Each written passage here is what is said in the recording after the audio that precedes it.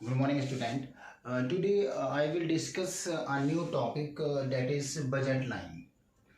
In this topic, we will discuss the assumptions of budget line, meaning of budget line, diagrammatic presentation of budget line. Okay. In this chapter, in this video, I will also discuss the consumer equilibrium in case of indifference curve analysis. So first of all, what are the assumptions of budget line? Actually, budget line is depend upon some assumptions. The first assumption is that we purchase only two goods. Suppose goods X and goods Y. We purchase only two goods. Suppose goods X and goods Y. First assumption. हम दो goods purchase करेंगे, goods x और goods Y, ना दो से ज्यादा ना दो से कम.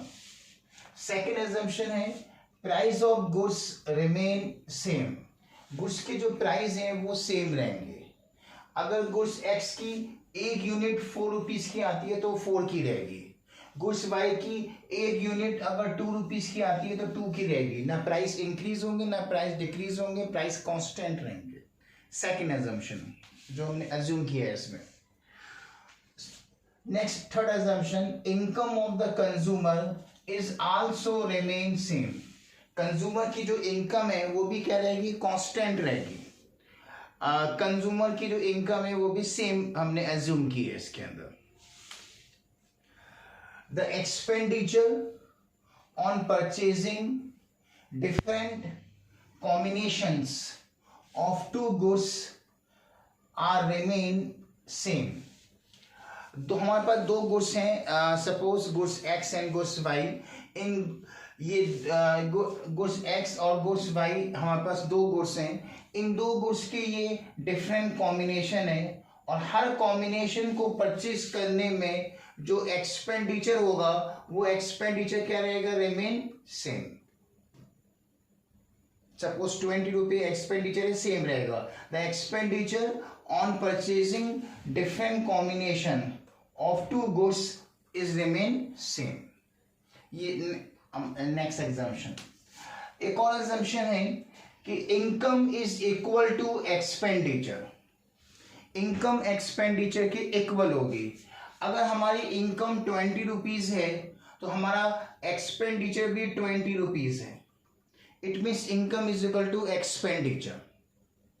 Okay. Next है MRS, marginal rate of substitution between goods X and Y is remain same. Goods X और गुड्स Y के बीच का जो मार्जिनल रेट ऑफ सब्स्टिट्यूशन है वो सेम रहेगा. इसी वजह से बजट लाइन जो होगी वो डाउनवर्ड स्ट्रेट लाइन होगी क्योंकि MRS इसमें सेम रहेगा. ये भी हमने अज्यूम किया है. तो ये हमारे अजम्पशंस थे. पहला अजम्पशन है कि हम सिर्फ दो गुड्स परचेस करेंगे, suppose goods x goods y. Second assumption है कि गुड्स एक्स और गुड्स वाई के प्राइस सेम रहेंगे. कंज्यूमर की इनकम कांस्टेंट रहेगी, ना इंक्रीज होगी ना डिक्रीज होगी. और गुड्स एक्स और गुड्स वाई को परचेस करने में जो एक्सपेंडिचर होगा वो भी सेम रहेगा. और इनकम और एक्सपेंडिचर की इक्वल है और सेविंग जीरो होगी. Income is equal to expenditure. ये भी हमने अज्यूम किया है, सपोज किया है. और MRS marginal rate of substitution between goods x and y is also remain same. तो ये हमारे अजम्पशंस हैं. इन अजम्पशन पर बजट लाइन बेस करती है. अगर ये अजम्पशन फुलफिल होंगे तभी बजट लाइन ऑपरेट हो पाएगी. तो ये होगा इसके अजम्पशंस. फर्स्ट सब हेडिंग है assumptions. नेक्स्ट है meaning. What is budget line? Budget line is that line which shows different combinations of two goods.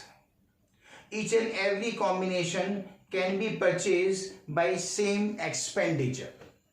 Budget line वो लाइन है जो एक्स और वाई दो गुड्स के डिफरेंट कॉम्बिनेशन को show करेगी और हर कॉम्बिनेशन को परचेज करने पर सेम एक्सपेंडिचर होगा. ओके. तो budget line is that line which shows different combination of two goods each and every combination can be purchased by the same expenditure. It is known as budget line. Okay, ये आपकी budget line की meaning को further explain करेंगे एक schedule और diagram के through. तब उस डायग्राम के थ्रू बजट लाइन की जो मीनिंग है वो बिल्कुल क्लियर हो जाएंगे. ठीक है, तो अब मैं बजट लाइन को एक फर्दर एक्सप्लेन कर रहा हूं एक शेड्यूल के थ्रू और एक डायग्राम के थ्रू. ओके, देखिए ये जो शेड्यूल है इसमें हमने दो गुड्स लिए हैं, गुड्स एक्स और गुड्स वाई. ये दो गुड्स हमने लिए हैं और इन गुड्स के डिफरेंट कॉम्बिनेशंस हैं. आप जो A B C D E F, इसमें ये अज्यूम किया है कि गुड्स एक्स की एक यूनिट सपोज 4 रुपीज की है, गुड्स वाई की एक यूनिट सपोज 2 रुपीज की है और कंज्यूमर की जो इनकम है वो 20 रुपीज है. प्राइस और इनकम कांस्टेंट रहेंगे. ओके, एक्सपेंडिचर फाइंड करने के लिए हम क्या जो फार्मूला है वो ये है, price of x and quantity of x. ये गुड्स एक्स पर कितना पैसा खर्च हुआ ये फाइंड करने के लिए प्राइस ऑफ पर x and quantity of x. Okay, और वाई पर कितना पैसा खर्च हुआ ये कैसे फाइंड करेंगे, price of y quantity of y. Okay, ये y पर कितना पैसा खर्च हुआ ये इस फॉर्मूले से निकल के आएगा, x पर कितना पैसा खर्च हुआ इस फॉर्मूले से निकल के आएगा. दोनों को प्लस करेंगे तो टोटल एक्सपेंडिचर आ जाएगा. फॉर एग्जाम्पल हम कॉम्बिनेशन बी लेते हैं. कॉम्बिनेशन बी में गुड्स x की 4 यूनिट परचेज कर रहे हैं हम और गुड्स y की 2 यूनिट परचेज कर रहे हैं. अब इस पर कितना एक्सपेंस हुआ इस कॉम्बिनेशन बी को परचेज करने में. एक्स की एक यूनिट जो है वो 4 रुपीज की है और हम एक्स की 4 यूनिट परचेस कर रहे हैं. तो एक्स की एक यूनिट 4 रुपए की है, 4 यूनिट जो है वो 16 रुपए की हो गई. वाई की हम 2 यूनिट, वाई की एक यूनिट 2 रुपए की है और वाई की 2 यूनिट परचेस कर रहे हैं. तो वाई पर एक्सपेंस हुआ 4 रुपीज, एक्स पर एक्सपेंस हुआ 16 रुपीज. टोटल एक्सपेंस हो गया हमारा कितना 20.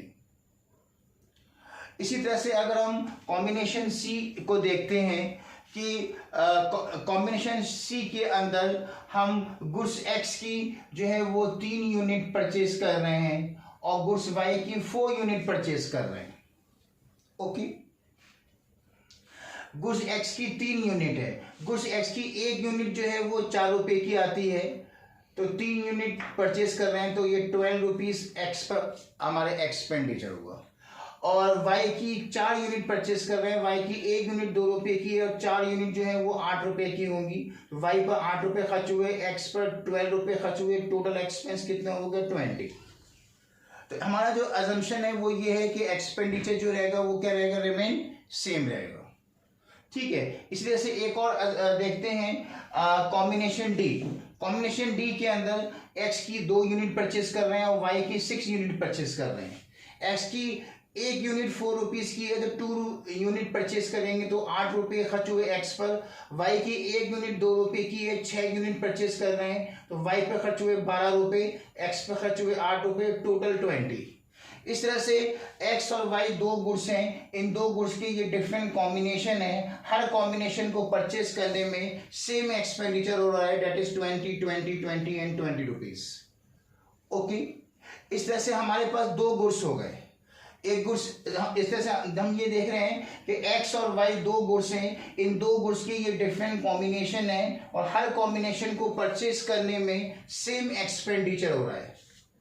ओके, अब बजट लाइन किसे कहेंगे कि एक्स और वाई ये जो दो गुड्स हैं, इन दो गुड्स के ये जो डिफरेंट कॉम्बिनेशन है, इन कॉम्बिनेशन को जो लाइन शो करेगी वो लाइन क्या कहलाएगी, बजट लाइन. ओके, अब हम इसी को डायग्राम के थ्रू एक्सप्लेन करते हैं. इसमें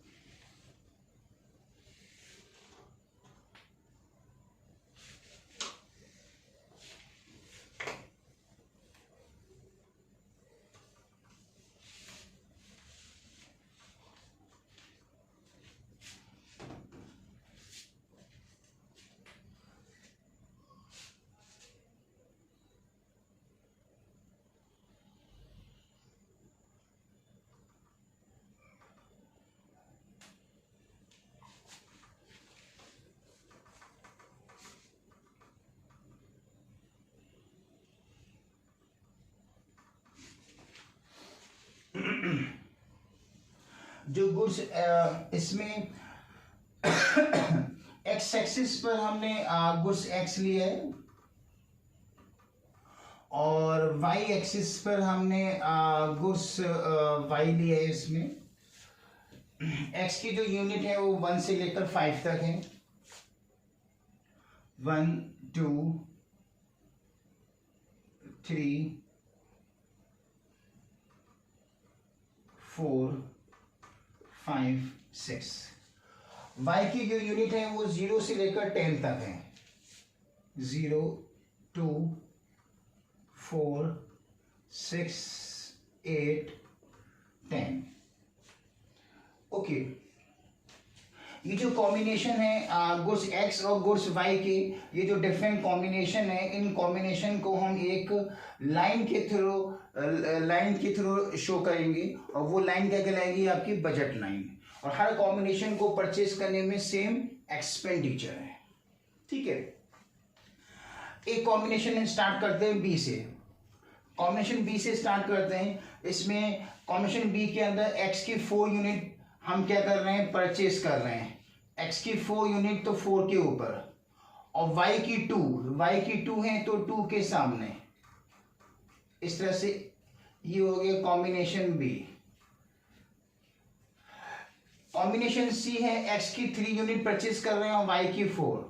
एक्स की 3 यूनिट परचेज कर रहे हैं तो 3 के ऊपर, और वाई की 4 है तो 4 के सामने। ये कॉम्बिनेशन सी। कॉम्बिनेशन डी है, एक्स की 2 यूनिट परचेज कर रहे हैं, वाई की 6। एक्स की 2 यूनिट है तो एक्स की 2 यूनिट है तो 2 के ऊपर, और वाई की 6 है तो ये 6 के सामने। ये है कॉम्बिनेशन आपका डी। कॉम्बिनेशन ई है, एक्स की 1 यूनिट परचेज कर रहे हैं, वाई की 8। एक्स की 1 यूनिट परचेज कर रहे हैं और वाई की 8 यूनिट। ये है कॉम्बिनेशन ई। कॉम्बिनेशन एफ है कि एक्स की 0 यूनिट परचेज कर रहे हैं और वाई की 10। एक्स की 0 यूनिट परचेज कर रहे हैं और वाई की 10। ये कॉम्बिनेशन एफ। इसी तरह से कॉम्बिनेशन ए है कि एक्स की हम 5 यूनिट परचेज कर रहे हैं और वाई की 0। एक्स की 5 यूनिट परचेज कर रहे हैं और वाई की 0। ये कॉम्बिनेशन ए है। इन डिफरेंट कॉम्बिनेशंस को, डिफरेंट पॉइंट्स को हम इन डिफरेंट पॉइंट्स को आपस में ज्वाइन कर देते हैं, और ज्वाइन करने पे एक लाइन बन जाती है। ये लाइन कहलाएगी आपकी बजट लाइन।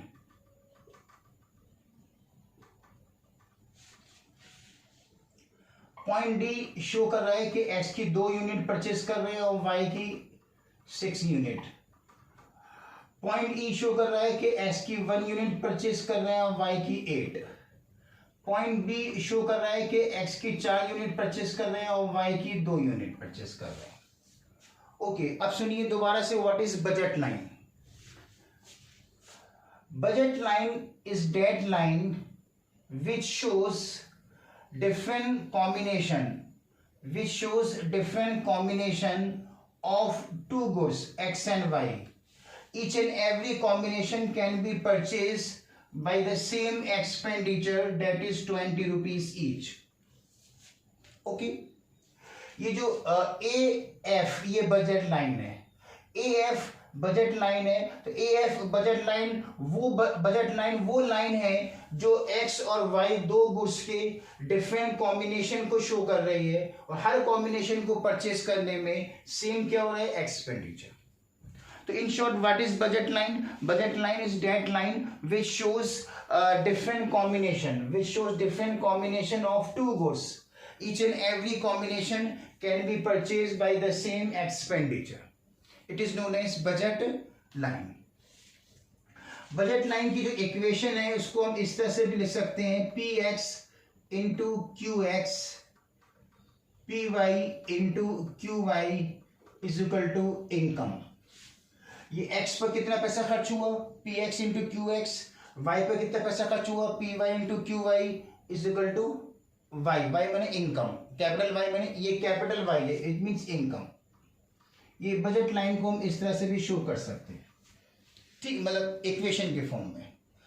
ओके, इससे पहले आपने पढ़ा था indifference curve. Indifference curve is that curve which shows different combination of two goods. Each and every combination gives same level of satisfaction. Okay. And budget line is that line which also show different combination of two goods, but each and every combination can be purchased by same expenditure. अब indifference curve में और budget line में difference क्या हुआ? Indifference curve में हम indifference curve के अंदर हम दो गुड्स की डिफरेंट कॉम्बिनेशन को कंज्यूम करते हैं और कंज्यूम करने पर सेम सेटिस्फेक्शन मिलता है. बजट लाइन के अंदर हम दो गुड्स की डिफरेंट कॉम्बिनेशन को परचेज करते हैं और परचेज करने पर सेम एक्सपेंडिचर है. ये दोनों में डिफरेंस है. ओके. इंडिफरेंस कर्व में हम गुड्स के कॉम्बिनेशन को कंज्यूम कर रहे हैं और बजट लाइन के अंदर परचेज कर रहे हैं. बजट लाइन में परचेज करने पर सेम एक्सपेंडिचर है, इंडिफरेंस कर्व में कंज्यूम करने पर सेम सेटिस्फेक्शन है. ओके. यहाँ पर कंज्यूमर जो है वो एक बहुत कंफ्यूज है, उसे ये समझ में नहीं आ रहा कि एक्स और वाई ये दो गुड्स हैं, इन दो गुड्स के जो डिफरेंट कॉम्बिनेशन है, कौन सा कॉम्बिनेशन उसके लिए कंज्यूमर के लिए बेस्ट है, क्योंकि हर कॉम्बिनेशन को परचेज करने में सेम एक्सपेंडिचर हो रहा है 2020. अब कंज्यूमर अगर ये चाहता है कि एक्स और वाई का एक ऐसा कॉम्बिनेशन मिल जाए जिसको परचेज करने पर मिनिमम एक्सपेंडिचर हो और कंज्यूम करने पर मैक्सिमम सेटिस्फेक्शन हो, वो कॉम्बिनेशन उसको नहीं मिल पा रहा है. ओके. इंडिफरेंस कर्व के अंदर भी हर कॉम्बिनेशन को कंज्यूम करने से सेम मिल रहा था सेटिस्फेक्शन. अब कौन सा कॉम्बिनेशन बेस्ट है समझ में नहीं आ रहा था, क्योंकि हर कॉम्बिनेशन को कंज्यूम करने से सेम सेटिस्फेक्शन मिल रहा था इंडिफरेंस कर्व के अंदर. वहां भी कंज्यूमर कंफ्यूज था. यहाँ पे भी बजट लाइन के अंदर भी क्या है कि हर कॉम्बिनेशन को परचेज करने पर सेम एक्सपेंडिचर है. तो अब वो कंज्यूमर को एक ऐसा कॉम्बिनेशन नहीं मिल पा रहा बजट लाइन और इंडिफरेंस कर्व के जरिए कि जिस कॉम्बिनेशन को परचेज करने पर कंज्यूमर को मैक्सिमम सेटिस्फेक्शन मिले और जिस कॉम्बिनेशन को परचेज करने पर मिनिमम एक्सपेंस हो. तो अब ये जो प्रॉब्लम है कंज्यूमर की, consumer want to get that combination of two goods which gives maximum satisfaction and which can be purchase with minimum expense. This combination can be give with consumer equilibrium in case of indifference curve analysis. जो next topic है वो next topic consumer को ऐसा combination देगा दो goods का जिसको purchase करने पर मिनिमम एक्सपेंस होगा और परचेज कंज्यूम करने पर मैक्सिमम सेटिस्फेक्शन होगा. वो नेक्स्ट टॉपिक क्या है? Consumer equilibrium in case of indifference curve analysis. Consumer equilibrium in case of indifference curve analysis ऐसा कॉम्बिनेशन देगा कंज्यूमर को दो गुड्स का जिस कॉम्बिनेशन को परचेज करने पर मिनिमम एक्सपेंस होगा, लेकिन उस कॉम्बिनेशन को कंज्यूम करने पर मैक्सिमम सेटिस्फेक्शन मिलेगा कंज्यूमर को. वो कॉम्बिनेशन कौन प्रोवाइड करेगा? Consumer equilibrium in case of indifference curve analysis. ये लास्ट टॉपिक है इस चैप्टर का, ये और हम अभी इसी वीडियो में डिस्कस कर लेते हैं.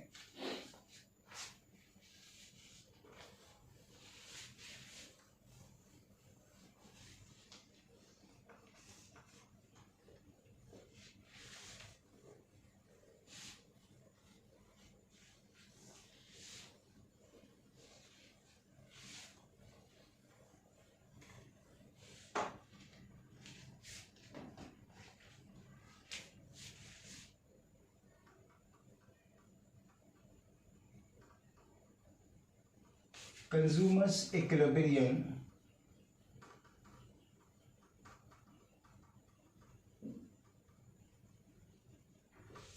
in case of indifference curve analysis.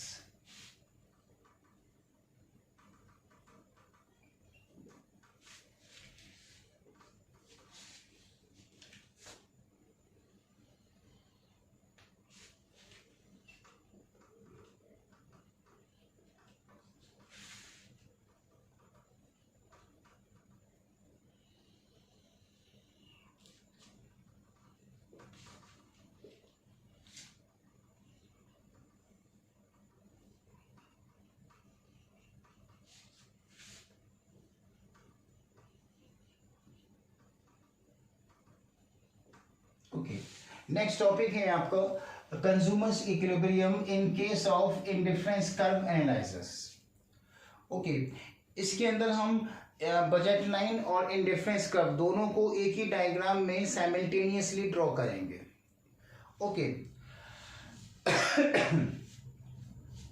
ये ए बी जो है आपकी बजट लाइन है, जो डाउनवर्ड स्लोपिंग लाइन है, क्योंकि इनवर्स रिलेशनशिप है गुड्स एक्स और गुड्स वाई को परचेज करने में, इस वजह से। इसी पर हम एक इंडिफरेंस कर्व भी ड्रॉ करेंगे इसी डायग्राम में।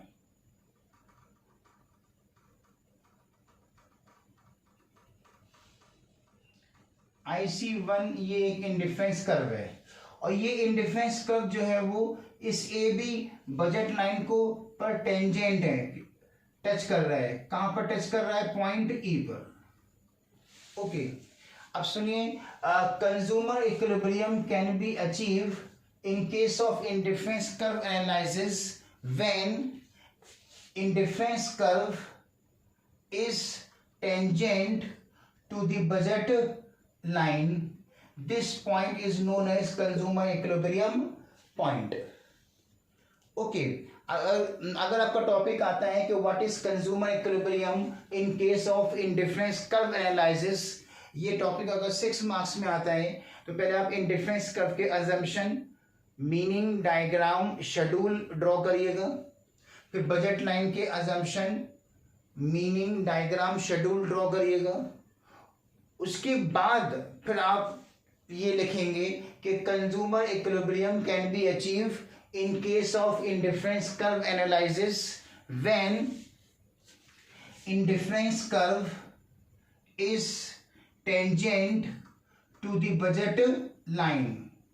This point of tendency is known as consumer equilibrium point. We draw one perpendicular from point E on x-axis, another perpendicular from point E on y-axis. These two perpendicular shows that we purchase and consume 2 unit of goods X and 4 unit of goods Y. This combination of goods X and goods Y gives maximum satisfaction to the consumer, and this combination of goods X and Y can be purchased by the minimum expenditure. Okay, in this way, with the help of consumer equilibrium in case of indifference curve analysis, consumer get the combination of goods X and Y.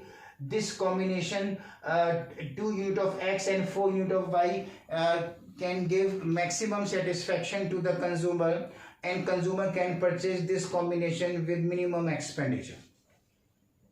Okay, ये आपका 6 marks में आएगा इस तरह से। Long question में अक्सर आता है कभी कभी ये consumer equilibrium in case of indifference curve analysis. तो इसमें आप पहले क्या लिखेंगे? बजट लाइन के मीनिंग, अजम्पशन, शेड्यूल, डायग्राम। फिर इंडिफरेंस कर्व के मीनिंग, अजम्पशन, शेड्यूल, डायग्राम। उसके बाद लास्ट में कंक्लूजन में ये लिखेंगे। ये मेन पार्ट है आपको। ओके, तो इस तरह से जो है आपने देखा कि इंडिफरेंस कर्व एनालिसिस के थ्रू हमने कंज्यूमर इक्विलिब्रियम अचीव किया अगर इंडिफरेंस कर्व जो है वो बजट लाइन के क्या है? टेंजेंट है। लेकिन अगर इंडिफरेंस कर्व बजट लाइन को इंटरसेक्ट कर रहा है तो वहां कंज्यूमर इक्विलिब्रियम नहीं होगा। अगर जैसे सपोज हम एक और अगर इंडिफरेंस कर्व ड्रॉ करें IC2, तो ये बजट लाइन को यहाँ पर C पर और पॉइंट D पर इंटरसेक्ट कर रहा है, यहाँ कंज्यूमर इक्विलिब्रियम नहीं होगा, क्योंकि IC2 जो है वो लोअर इंडिफरेंस कर्व है, और lower indifference curve show low level of satisfaction. तो पॉइंट C और point D lower indifference curve पर है, it show low level of satisfaction, और कंज्यूमर चाहता है कि उसे मैक्सिमम सेटिस्फैक्शन मिले, इसलिए कंज्यूमर पॉइंट C से E की तरफ मूव करेगा, D से E की तरफ मूव करेगा, क्योंकि पॉइंट E जो है वो हायर इंडिफरेंस कर्व है पर है, और पॉइंट E जो है वो हायर इंडिफरेंस कर्व पर है, इसलिए पॉइंट E पर उसको मैक्सिमम सेटिस्फैक्शन मिलेगा, और कंज्यूमर मैक्सिमम सेटिस्फैक्शन चाहता है। इसलिए पॉइंट ई पर जो है वो उसको मैक्सिमम सेटिस्फेक्शन मिलेगा, वो कंज्यूमर इक्विलिब्रियम होगा। अगर हम एक और इंडिफरेंस कर्व ड्रॉ करें, सपोज IC3, तो ये IC3 जो इंडिफरेंस कर्व है ये बजट लाइन के ऊपर टेंजेंट नहीं हो रहा, इसलिए IC3 पर कंज्यूमर इक्विलिब्रियम नहीं होगा। ये बियॉन्ड द कैपेसिटी है कंज्यूमर की। कंज्यूमर जो है वो जो इंडिफरेंस कर्व 3 है उसके किसी पॉइंट पर वो गुड्स परचेज नहीं कर सकता, क्योंकि उसकी इनकम लिमिटेड है, ना इनकम बढ़ सकती ना घट सकती है ना। यहाँ पर बजट लाइन टच नहीं हो रही IC3 पर। क्यों टच नहीं हो रही? क्योंकि इनकम लिमिटेड है, बजट लाइन भी नहीं मिली यहाँ तक से, तो इसलिए IC3 पर भी इंडिफरेंस कर्व जो है वो टच नहीं कर रहा बजट लाइन को। ना IC3 पर कंज्यूमर इक्विलिब्रियम होगा, ना IC2 पर होगा। कंज्यूमर इक्विलिब्रियम कहाँ होगा? IC1 पर होगा, इंडिफरेंस कर्व फर्स्ट पर होगा इसके अंदर। और एक ऐसा डायग्राम जिसके अंदर हम 3 या 2 इंडिफरेंस कर्व एक साथ ड्रॉ करते हैं तो उसे कहते हैं indifference map. So consumer equilibrium can be achieved in case of indifference curve analysis when indifference curve is tangent to the budget line. This point of tendency is known as consumer equilibrium point. We draw two perpendicular from point E. We draw one perpendicular from point E on x-axis, another perpendicular from point E on y-axis. These two perpendicular shows that consumer purchase and consume 2 unit of goods X, 4 unit of goods Y. This combination gives maximum satisfaction to the consumer, and consumer can be purchased this combination with minimum expense. Okay. So you will draw only one indifference curve, that is IC1. And this indifference curve IC1 is tangent to the budget line AB at point E. So E is the consumer equilibrium point. This topic is completed. और इस topic के साथ साथ आपका chapter भी consumer equilibrium complete हो गया। इस चैप्टर के अंदर 2 बार कंज्यूमर इक्विलिब्रियम पढ़ा है। एक बार पढ़ा है consumer equilibrium in case of utility analysis, इसमें सिंगल कमोडिटी और 2 कमोडिटी और मैनी कमोडिटी मॉडल पढ़े थे। ओके, वो भी 6 मार्क्स में आ सकता है लॉन्ग में। दूसरा आपने पढ़ा consumer equilibrium in case of indifference curve analysis. Consumer equilibrium in case of indifference curve analysis जो है वो ऑर्डिनल अप्रोच पर बेस करता है, ऑर्डिनल अप्रोच पर, क्योंकि इंडिफरेंस कर्व ऑर्डिनल अप्रोच पर बेस करेगा। और consumer equilibrium in case of single and 2 commodity model जो है वो कार्डिनल अप्रोच पर बेस करता है। ओके, ये चैप्टर आपका कंप्लीट हो गया। Thank you.